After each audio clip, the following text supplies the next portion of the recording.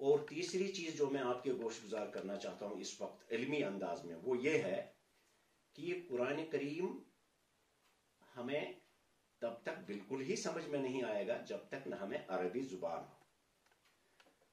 جب عربی زبان ہوگی، بولنے والے، پڑھانے والے اور پڑھنے والے دونوں کو، پڑھانے والے تو خیر اس کو تو بہت زیادہ نظر ہونی چاہیے، بہت گہری نظر ہونی چاہیے عربی زبان پر، تبھی وہ پڑھا سکتا ہے. لیکن پڑھنے والے بھی کچھ کم نہ ہوں، ان کو بھی کم سے کم کچھ چیزوں کا علم ہو، بنیادی عربی آتی ہو، تبھی قرآن پاک سمجھ میں آتا ہے.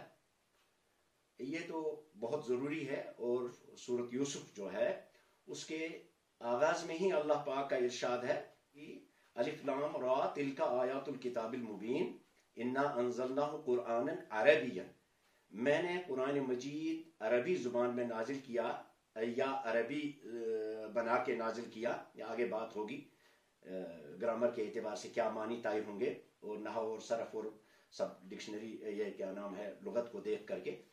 تو لیکن جو مفہوم بنتا ہے وہاں وہ یہ ہے کہ لعل بتا رہا ہے کہ عربی میں آنے کی وجہ کیا ہے.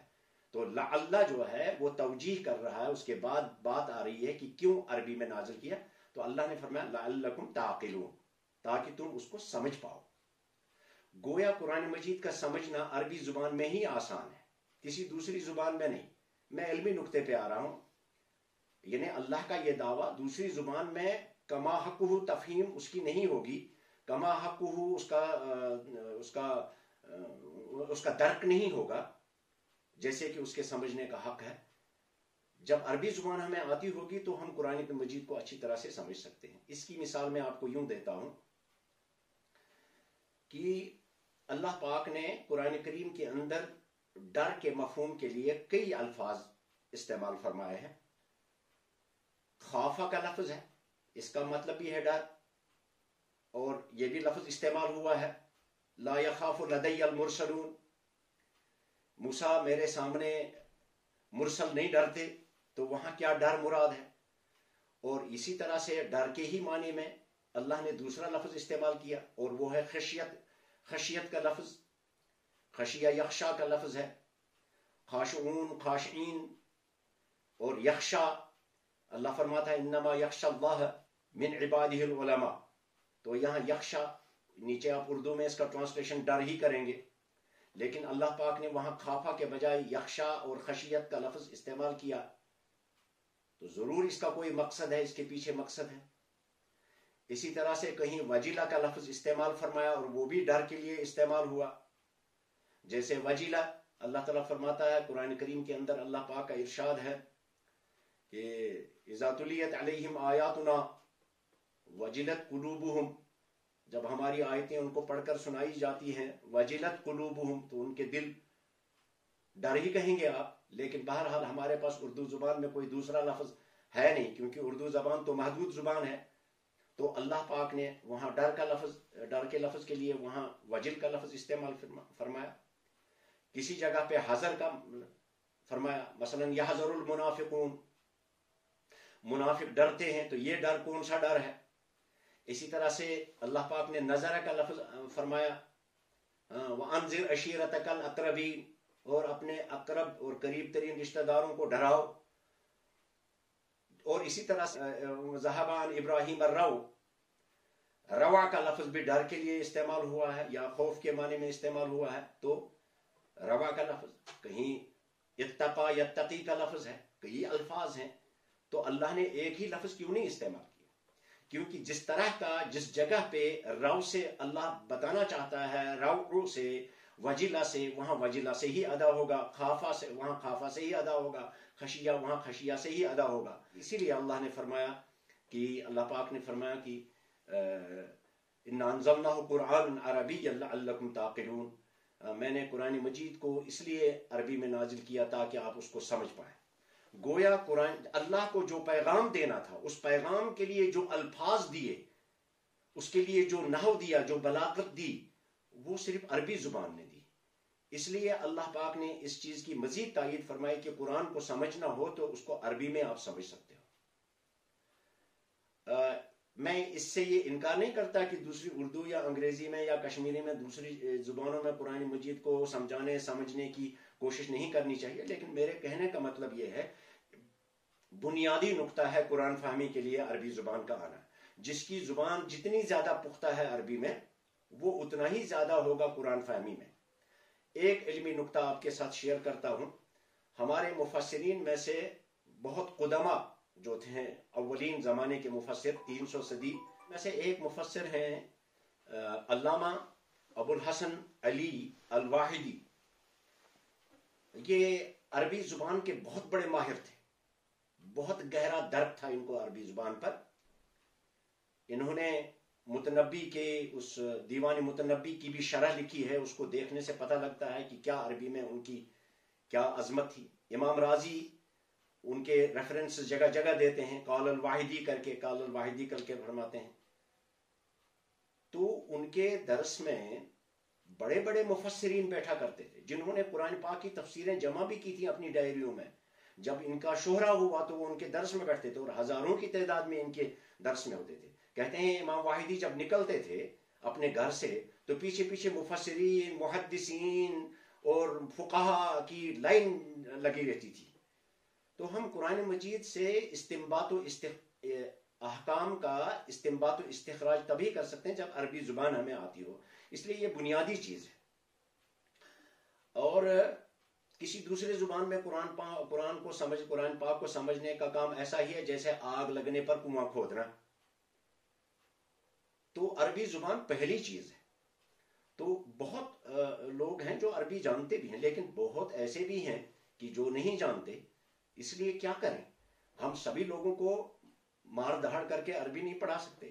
اس لیے لازماً ہمیں دوسری زبانوں سے اور قرآن پاک کے افہام و تفہیم کے لیے اور قرآن پاک کے سمجھنے کے لیے ہمیں دوسری زبانوں کا سہارا لینا ہوگا. تو میرے ان مختصر شذرات کے بعد مجھے امید ہے کہ آپ کا ذوق بڑا ہوگا عربی زبان کی طرف. میں نے ایک مثال آپ کو دے دی ہے. تو بہرحال قرآن فہمی کے لیے اللہ پاک نے عربی زبان کا ہی یہ کیا، انتخاب کیا اور اسی زبان کے اندر نازل کیا. اور آگے جب آپ دیکھیں گے پڑھیں گے کہ یہ دوسری زبان میں یہ قرآن سما ہی نہیں سکتا. اس لیے ہم کہتے ہیں کہ جب ہم قرآن پاک کا ترجمہ کرتے ہیں تو ترجمہ ممکن نہیں ہے، ترجمانی ممکن ہے کہ وہ مفہوم ہم دوسرے الفاظ میں ادا کرتے ہیں اور اس کے تھوڑا سا وہ آ جاتا ہے، پورے کا پورا منتقل نہیں ہو پاتا. مثال کے طور پہ ایک دوسری مثال میں آپ کو دوں گا. میں اکثر یہ مثال دیتا ہوں کہ اللہ پاک فرماتا ہے لا اقسم بہذا البلد وانت حل بہذا البلد. اب یہاں ہل کے لفظ کو آپ لے لیجئے، 2 حرفوں پر مبنی ہے، یا مان لیجئے 3 ہے کیونکہ لام مضاعف ہے، لام ڈبل ہے. تو 3 حرفوں کے اندر اللہ پاک نے 4 معنی بھر دیے. مفسرین اس کے معنی لکھتے ہیں انت حل بہذا البلد، یعنی انت مستحل بہذا البلد. پہلا معنی دیتے ہیں انت مستحل بہذا البلد. مستحل کسی ایسے انسان کو کہتے ہیں کہ جس کا خون بہانا لوگوں نے جائز قرار دیا ہو اور لوگ اس کو فار گرانٹڈ لیتے ہو، یعنی جس کو جو چاہے من میں آئے اس کو وہ کرے. تو چونکہ رسول اللہ صلی اللہ علیہ وسلم کے بارے میں کہا جاتا ہے یعنی اس شہر کے لوگوں نے آپ کا خون بہانا آسان سمجھ لیا ہے، حلال کر لیا ہے. اور اس کا دوسرا معنی ہے انت ساکن ھذا البلد، یعنی آپ اس شہر کے باشندہ ہیں. نیچے مفسرون نے اس کا معنی لکھا ہے انت ساکن ھذا البلد. تو یہ بھی سچ ہے کہ نبی پاک صلی اللہ علیہ وسلم مکہ مکرمہ کے ہی رہنے والے تھے، اسی بلد کے رہنے والے تھے. پھر تیسرے معنی مفسرین نے لکھے ہیں کہ انت فاتح ھذا البلد، یعنی حل بہذا البلد. ہل کے تیسرے معنی لکھے ہیں انت فاتح ھذا البلد، یعنی ستفتح ھذا البلد یوما. آپ کسی نہ کسی دن، ایک دن آئندہ آئے گا جب آپ اس مکہ کو فتح کر لیں گے. تو یہ بھی اپنی جگہ پہ صحیح ہے کہ نبی پاک صلی اللہ علیہ وسلم نے مکہ کو فتح کیا. اور چوتھے معنی لکھے ہیں مفسرین کہ مستحل کے بجائے مستحل کے بجائے مستحل، یعنی انت ادھر مستحل ہے ادھر مستحل ہے. آپ میں سے جو عربی جانتے ہیں ان کو پتہ لگے گا کہ یہ دونوں میں کیا فرق ہے. مستحل اسم مفعول ہے باب استفعال سے، اور مستحل اسم الفاعل ہے. تو جب مستحل کہیں گے تو اس کا مطلب ہے آپ پر خون بہانا حلال ہو جائے گا. اب آپ خود اندازہ لگا سکتے ہیں کہ دنیا کی کون سی زبان ہے جو ہل کا متبادل لفظ دے دے. اس لیے اللہ پاک کا یہ ارشاد فرمانا کہ الف لام را تلک آیات الکتاب المبین انا انزلناہ قرآنا عربیا لعلکم تعقلون. تو قرآن پاک کو انڈرسٹینڈ کرنا یعنی اللہ پاک کو جو پیغام دینا تھا وہ پیغام صرف عربی زبان میں ہی سمجھ سکتا تھا، اور اس پیغام کے لیے الفاظ جو دے رہے ہیں وہ عربی زبان ہی دے رہی ہے. دوسری اس وقت موجود کوئی بھی زبان جو نزول قرآن کے وقت تھی وہ اس پلہ کی نہیں تھی، وہ اس سٹیچر کی نہیں تھی، اس کے اندر وہ یہ کیپیبلٹی نہیں تھی کہ اللہ پاک اس کے اندر قرآن نازل کرتا. عربوں نے بڑی محنت کی تھی اپنی زبان کو سنبھالنے کے لیے، اور واقعی ان کو فخر تھا اپنی زبان پر، اور اللہ پاک نے اسی لیے اس زبان میں قرآن مجید کو نازل کیا. اس کی تقدیر بھی ہے، قرآن کو نازل کیا. لیکن ہمیں جو عقل میں آتا ہے وہ یہ کہ بس عربی زبان ایک ایسی پکی اور پختہ زبان ہے جس میں قرآن مجید اللہ کا پیغام سمجھ سکتا تھا، اور ورنہ اگر کسی دوسری زبان میں اس کو لایا جائے وہی قرآن مجید جو ہمیں 30 سپاروں میں ہے شاید 130 سپاروں میں بھی پورا نہیں ہو پاتا.